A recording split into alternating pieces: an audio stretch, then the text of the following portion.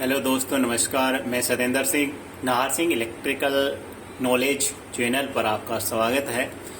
दोस्तों, कस्टमर ने बताया कि सर हमारे जो मेन सप्लाई है वो जैसे ही कट हो जाती है, मेन सप्लाई चली जाती है, तो उसके बाद में जब हमारा जनरेटर या डीजी जब चलता है तो हमारे को मैनुअल काफी सिस्टम करना पड़ता है। एमसीबी को ऑफ करना पड़ता है, डीजी वाली को ऑन करना पड़ता है, फिर मेन सप्लाई आने के बाद में फिर डीजी की सप्लाई को ऑफ करना पड़ता है, मेन को चालू करना पड़ता है। ये काफी सारी समस्याओं का मेरे को सामना करना पड़ता है।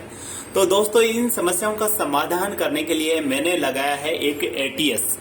दोस्तों, ये होता है एटीएस, जिसको ऑटोमेटिक ट्रांसमिशन स्विच भी बोल सकते हैं या ऑटोमेटिक ट्रांसफार्मर स्विच भी बोल सकते हैं। दोस्तों, इसके माध्यम से ये जो मेन सप्लाई जब तक आती रहती है तब तक आपका लोड जो है मेन सप्लाई से कनेक्ट ही रहता है।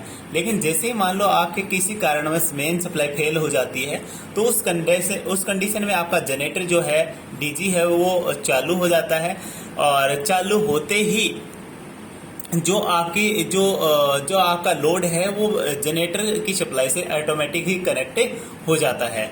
और जैसे ही आपकी मेन सप्लाई आ जाती है तो उसके उपरांत आपकी डीजी की सप्लाई ऑटोमेटिक डिस्कनेक्ट हो जाती है और आपका जो लोड है वो ऑटोमेटिक मेन सप्लाई से कनेक्ट हो जाता है। दोस्तों, इसमें किसी भी प्रकार की एमसीबी को ऑन ऑफ करने की रिक्वायरमेंट नहीं होती है। दोस्तों, इसकी वायरिंग के लिए देखो केवल अपने को 6 वायर काम में लेने पड़ते हैं, 2 डीजी की सप्लाई के, 2 मेन सप्लाई के और 2 लोड के। दोस्तों, इसकी वायरिंग, एटीएस की वायरिंग समझ लेते हैं। ये सबसे पहले देखो, ये मेरे एटीएस के 2 वायर आ गए हैं, उसके सॉरी डीजी की सप्लाई के 2 वायर आ गए हैं।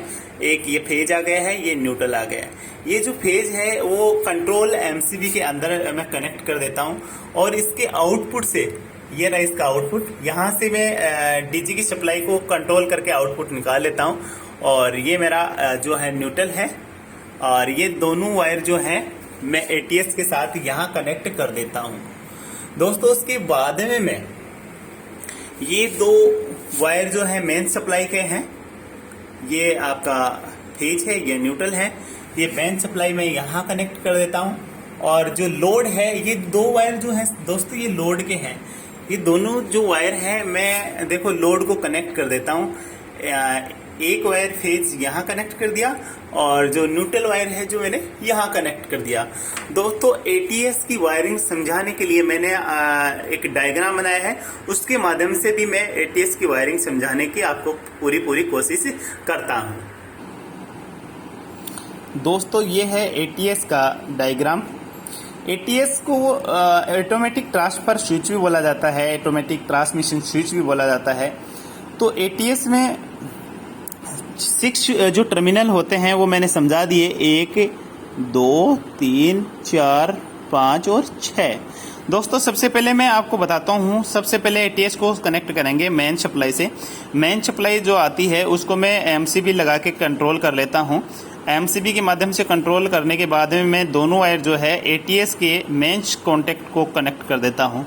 उसके बाद में ये जो मेरी डीजी की सप्लाई आती है, डीजी की सप्लाई को दोस्तों मैं एमसीबी के माध्यम से कनेक्ट करके और एटीएस को मैं डीजी की जो जनरेटर जहाँ पे लिखा होता है उन कॉन्टेक्टरों पे मैं कनेक्ट कर देता हूँ।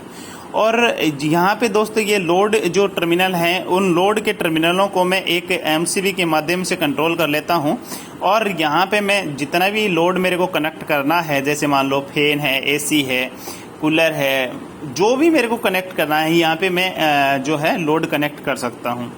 दोस्तों, एटीएस क्या काम करता है कि जब तक मेन सप्लाई आती रहती है, जब तक आपके लोड को एटीएस मेन सप्लाई से कनेक्ट करके रखता है, मेन सप्लाई से कनेक्ट करके रहता है। लेकिन जैसे ही मेन सप्लाई आपकी सपोज करो फेल हो गई तो उसके उपरांत ये क्या करेगा, डीजी आपका डीजी को कमांड जाएगी और डीजी जो है ऑटोमेटिक आपका स्टार्ट होगा और जैसे डीजी स्टार्ट होगा तो आपकी जो लोड जो है, आपका लोड जो है वो डीजी की सप्लाई से कनेक्ट हो जाता है, ऑटोमेटिक कनेक्ट होता है। लेकिन दोस्तों, जैसे ही आपकी मेन सप्लाई दोबारा से आ गई, उस टाइम पे क्या होगा, ये मेन सप्लाई आते ही दोस्तों डीजी की सप्लाई ऑटोमेटिक डिस्कनेक्ट हो जाएगी और आपका जो लोड है वो मेन सप्लाई से फिर से कनेक्ट हो जाएगा। दोस्तों उम्मीद है आपको एटीज वायरिंग जो है समझ में आई होगी। ऐसे वीडियो देखने के लिए मेरे चैनल को शेयर करें, लाइक करें। थैंक यू, नमस्कार दोस्तों।